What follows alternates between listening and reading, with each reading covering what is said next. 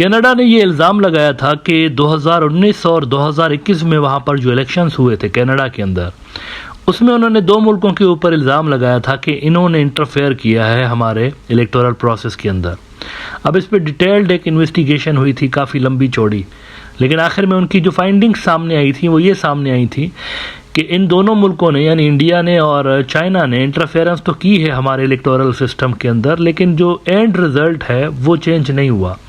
यानी अगर ये इंटरफेरेंस ना भी करते तो भी रिज़ल्ट वही आता जो कि इस मरतबा आया था। अब एक मरतबा फिर से अगले महीने अप्रैल के अंदर गालिबन 28 अप्रैल को कनाडा में एक मरतबा फिर से इलेक्शंस होने जा रहे हैं और कैनेडियन जो इंटेलिजेंस रिपोर्ट्स हैं वो ये सजेस्ट कर रही हैं कि एक मरतबा फिर से इंडिया और चाइना की तरफ से इंटरफेरेंस हो सकती है। ऐसा वो इल्ज़ाम लगा रहे हैं कि इन मुल्कों की तरफ से इंटरफेरेंस हो सकती है। दो और मुल्कों का भी नाम वो ले रहे हैं कि ये भी पोटेंशियल सस्पेक्ट्स हैं, ये भी इंटरफेयर कर सकते हैं, इनके अंदर भी कैपेबिलिटी मौजूद है।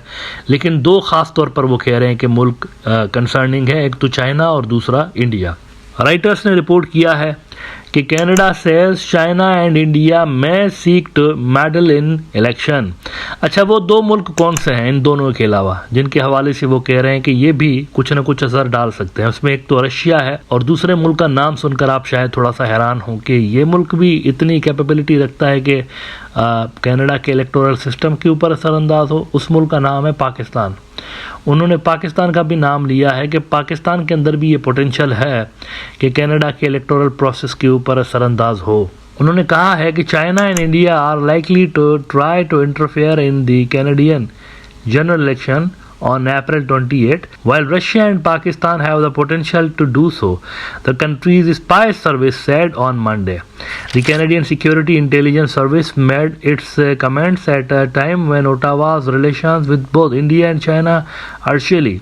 Beijing and New Delhi have denied previous allegations of interference. अच्छा, जैसे कि मैंने आपको बताया प्रोग्राम के शुरू में कि 2019 और 2021 के जो इलेक्शंस हैं उसके हवाले से बहुत इल्ज़ामात लगते रहे दोनों के ऊपर, चाइनीज़ के ऊपर भी और इनके ऊपर भी, इंडियंस के ऊपर। अच्छा, ये जो इलेक्शन के हवाले से इंटरफेरेंस होती है ना, इसके कई अकसाम होता है। ज़रूरी नहीं कि डायरेक्टली वो मतलब जाकर तो इंटरफेयर करें, इट्स नॉट लाइक दैट।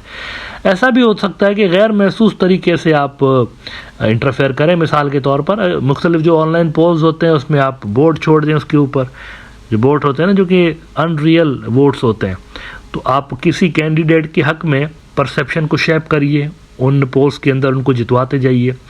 या ऐसा भी होता है कि इलेक्शन के दिनों में सोशल मीडिया पे आपको पेड कंटेंट बहुत नज़र आता है।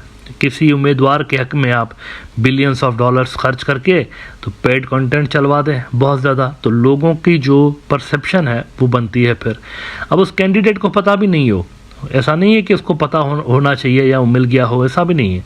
हो सकता है उसको पता भी ना हो कि उसकी फेवर की एड चल रही है वहाँ पर सोशल मीडिया पे, it is also quite possible. तो ये भी आप कर सकते हैं। तो ये कई सारे तरीके होते हैं जिसमें गैर महसूस तरीके से इलेक्शन के ऊपर असरअंदाज होने की कोशिश की जा सकती है और इसको ट्रेस करना फिर इतना आसान नहीं होता, बड़ा मुश्किल होता है। लेकिन फिर भी कैनेडियंस ने 2019 और 2021 वाले जो इलेक्शंस थे उसकी उन्होंने छानबीन की थी। नतीजा क्या निकला था इससे छानबीन का, इसके लिए राइटर्स की स्टोरी का ये हिस्सा देखिए। Canada was slow in responding to efforts by China and India to interfere in the 2019 and 2021 elections, but their outcomes were unaffected by the meddling. An official probe concluded in a final report released in January.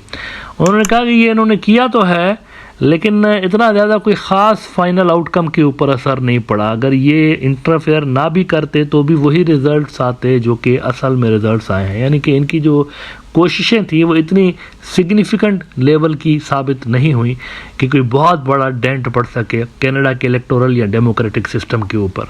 Nevertheless ये ज़रूर हुआ था, electoral जो interference है इसके अलावा भी एक मुद्दा ऐसा हुआ था जहां पर दोनों मुल्कों के टाइज बहुत ख़राब हो गए थे, कनाडा और इंडिया के।